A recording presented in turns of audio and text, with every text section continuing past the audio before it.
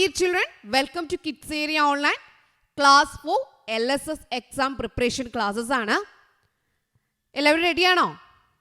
Yes, റെഡിയാണ്. അപ്പോൾ LSS നമുക്ക് പഠിച്ചു തുടങ്ങാം. കിഡ്സ് ഏരിയ ഓൺലൈൻ നൽകുന്ന സ്പെഷ്യൽ ക്ലാസ്സസ് ആണ് ഇവിടെ നൽകിയിട്ടുള്ളത്. കേരള സ്റ്റേറ്റ് സിലബസിൽ പഠിക്കുന്ന കുട്ടികൾക്ക് 1 to 5 വരെ പഠിക്കുന്ന കുട്ടികൾക്ക് ട്യൂഷൻ നൽകുന്നുണ്ട്. അടുത്ത വെക്കേഷനിൽ, അതായത് ഏപ്രിൽ മെയ് വെക്കേഷനിൽ കിഡ്സ് ഏരിയ ഓൺലൈൻ നൽകുന്ന കോഴ്സുകളാണ് ഇംഗ്ലീഷ്, മലയാളം എഴുതാനും വായിക്കുവാനും ബുദ്ധിമുട്ടുള്ള കുട്ടികൾക്ക് റീഡിംഗ് ആൻഡ് റൈറ്റിംഗ് ക്ലാസ്സസ് നൽകുന്നുണ്ട്.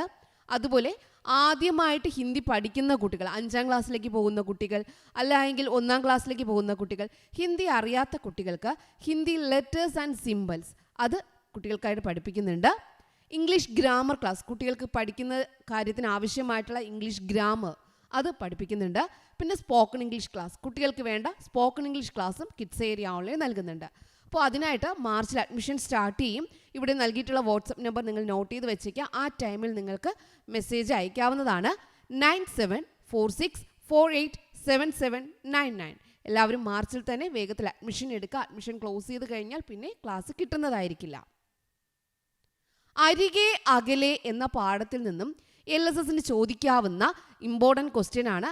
ഇതിൽ നിന്ന് ഒരു ക്വസ്റ്റ്യൻ ഉറപ്പായിട്ട് ഉണ്ടാവും. എല്ലാവരും നല്ലതുപോലെ പഠിക്കുക കേട്ടോ. ഒന്നാമത്തേത് അർത്ഥം എഴുതുക. അർത്ഥം എഴുതാനായിട്ട് ചോദിക്കുന്ന 3 വാക്കുകളാണ് അല്ലൽ, കാനനം, ദീനൻ. അല്ലൽ, അല്ലൽ, കാനനം, ഇത് രണ്ടും ഇമ്പോർട്ടൻ്റ് ആണ്. അല്ലൽ എന്ന് പറഞ്ഞാൽ എന്താ? അല്ലൽ എന്നാൽ ദുഃഖം എന്നാണ് അർത്ഥം. അല്ലൽ എന്നതിൻ്റെ അർത്ഥം എന്താ? ദുഃഖം. ദുഃഖത്തിന് പകരമുള്ള പദം ഏത് എന്ന് ചോദിച്ചാലും അല്ലൽ. അല്ലൽ, ദുഃഖം. കാനനം, കാനനം എന്നാൽ അതിൻ്റെ അർത്ഥം കാട്, വനം എന്നൊക്കെ അർത്ഥമുണ്ട്. കാനനം എന്നാൽ കാട്, വനം എന്നൊക്കെയാണ് അർത്ഥം. ദീനൻ എന്നാൽ വിഷമിച്ചവൻ എന്നാണ് അർത്ഥം. ദീനൻ, വിഷമിച്ചവൻ. അപ്പോൾ ഈ 3 വാക്കുകളും ഓർമ്മിച്ച് വെച്ചിരിക്കുക. അരികെ അകലെ എന്ന പാഠത്തിൽ നിന്നും ഇമ്പോർട്ടൻ്റ് ആയിട്ടുള്ള 3 വാക്കുകളാണ് അല്ലൽ, ദുഃഖം, കാനനം, കാട്, ദീനൻ, വിഷമിച്ചവൻ. സഞ്ചരിച്ചിടുമ്പോൾ വൻപുലി തന്നാലെ വഞ്ചിതനായാനോ ചൊല്ലുതോഴി. ഇത് ആരുടെ വരികളാണ്? ഇത് അരികെ അകലെ എന്ന പാഠത്തിലെ 2 വരികളാണ്. ഇതുപോലെ അതിലുള്ള ഏത് വരി ചോദിച്ചാലും എന്നിട്ട് ഇത് ആരുടെ വരികളാണെന്ന് ചോദിച്ചാൽ എഴുതേണ്ട ഉത്തരമാണ് ചെറുശ്ശേരി. ആരാണ്? ചെറുശ്ശേരി. സഞ്ചരിച്ചിടുമ്പോൾ വൻപുലി തന്നാലെ വഞ്ചിതനായോനോ ചൊല്ലുതോഴി. ഇത് ആരുടെ വരികളാ? ചെറുശ്ശേരി. അതിലേത് വരികൾ ചോദിച്ചിട്ടായാലും ഇത് ആരുടെ വരികളെന്ന് ചോദിച്ചാൽ ചെറുശ്ശേരി. ചെറുശ്ശേരിക്ക് 2 ഷായാണ്, അതും ഓർമ്മയിൽ വയ്ക്കുക. കൃഷ്ണഗാഥ എഴുതിയത് ആര്? അരികെ അകലെ എന്ന പാഠഭാഗം കൃഷ്ണഗാഥയിൽ നിന്ന് എടുത്തിട്ടുള്ളതാണ്. കൃഷ്ണഗാഥ എഴുതിയത് ആര്?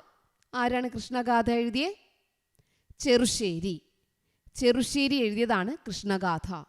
ഓക്കെ, അരികെ അകലെ എന്ന പാഠഭാഗം കൃഷ്ണഗാഥയിലുള്ളതാണ്. അപ്പോൾ കൃഷ്ണഗാഥ എഴുതിയതാരാ? ചെറുശ്ശേരി. ഋതുക്കളുടെ കവി എന്നറിയപ്പെടുന്നത് ആര്? ഋതുക്കളുടെ കവി. ഋതുക്കളുടെ കവി എന്നറിയപ്പെടുന്നത് ചെറുശ്ശേരിയാണ്. ഋതുക്കളുടെ കവി എന്നറിയപ്പെടുന്നത് ആരാ? ചെറുശ്ശേരി. ഋതുക്കളുടെ കവി ചെറുശ്ശേരി. ഋതുക്കളുടെ കവി ചെറുശ്ശേരി. കാത്തിരിപ്പ് എന്ന കവിത ഏത് കൃതിയിലേതാണ്? കാത്തിരിപ്പ് എന്ന കവിത ഏത് കൃതിയിലേതാണ്?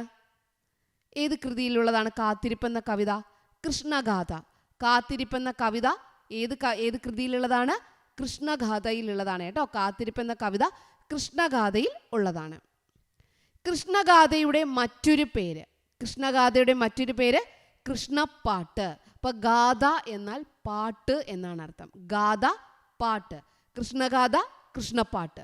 ഓക്കെ, കൃഷ്ണഗാഥയുടെ മറ്റൊരു പേരെന്താണ്? കൃഷ്ണപ്പാട്ട്. കൃഷ്ണഗാഥ രചിക്കാൻ നിമിത്തമായ കളി ഏത്? കൃഷ്ണഗാഥ രചിക്കാൻ നിമിത്തമായ കളി ഏത്? ഏത് കളിയാണ്? ചതുരംഗം. നമ്മുടെ ചെസ്സില്ലേ, ചെസ്സിൻ്റെ മലയാളമാണ് ചതുരംഗം. ചതുരംഗം എന്ന കളിയാണ് കൃഷ്ണഗാഥ രചിക്കാൻ നിമിത്തമായ കളി. കൃഷ്ണഗാഥ രചിക്കാൻ നിമിത്തമായ കളി ഏതാണ്? ചതുരംഗം. ചതുരംഗം. മാതൃഭാഷയിലെ കാവ്യങ്ങളിൽ 1ാം സ്ഥാനം ഏത് കാവ്യത്തിനാണ്? മാതൃഭാഷയിലെ കാവ്യങ്ങളിൽ 1ാം സ്ഥാനം ഏത് കാവ്യത്തിനാണ്? കൃഷ്ണഗാഥ. മാതൃഭാഷയിലെ കാവ്യങ്ങളിൽ 1ാം സ്ഥാനം ഏത് കാവ്യത്തിനാണ്? കൃഷ്ണഗാഥ എന്ന കാവ്യത്തിനാണ്. ചെറുശ്ശേരി ഏത് രാജാവിൻ്റെ കൊട്ടാരത്തിലെ പണ്ഡിത സദസ്സിലെ അംഗമായിരുന്നു? ചെറുശ്ശേരി ഏത് രാജാവിൻ്റെ കൊട്ടാരത്തിലെ പണ്ഡിത സദസ്സിലെ അംഗമായിരുന്നു? കോലത്ത് നാട്ടിലെ ഉദയവർമ്മൻ. കോലത്ത് നാട്ടിലെ ഉദയവർമ്മൻ രാജാവിൻ്റെ പണ്ഡിത സദസ്സിലെ അംഗമായിരുന്നു ചെറുശ്ശേരി. കോലത്ത് നാട്ടിലെ ഉദയവർമ്മൻ രാജാവിൻ്റെ പണ്ഡിത സദസ്സിലെ അംഗമായിരുന്നു ചെറുശ്ശേരി. ഓക്കെ, അപ്പോൾ ഇന്ന് നമ്മൾ പഠിച്ച കാര്യങ്ങൾ ഓർമ്മയിരിക്കുമല്ലോ. ചെറുശ്ശേരിയെക്കുറിച്ച് കുറച്ചധികം കാര്യങ്ങൾ പഠിച്ചു. അല്ലൽ, കാനനം, ദീനൻ, അർത്ഥം ഓർമ്മയുണ്ടല്ലോ. ഋതുക്കളുടെ കവി ആരാണ്? ചെറുശ്ശേരി. അരികെ അകലെ എന്ന പാഠത്തിലുള്ള ഏത് വരികൾ ചോദിച്ചിട്ട് അത് എഴുതിയത് ആരെന്ന് ചോദിച്ചാൽ അത് ആരുടെ വരികളെന്ന് ചോദിച്ചാൽ ചെറുശ്ശേരി. അതുപോലെ നമ്മുടെ കൃഷ്ണഗാഥ രചിക്കാൻ ഇടയായ കളി ഏതാണ്? ചതുരംഗം. ചെറുശ്ശേരി ഏത് രാജാവിൻ്റെ കൊട്ടാരത്തിലെ അംഗമാണ്? കോലത്ത് നാട്ടിലെ Udayavarman.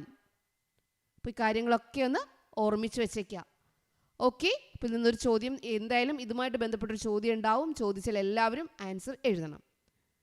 Okay children, bye bye, thank you.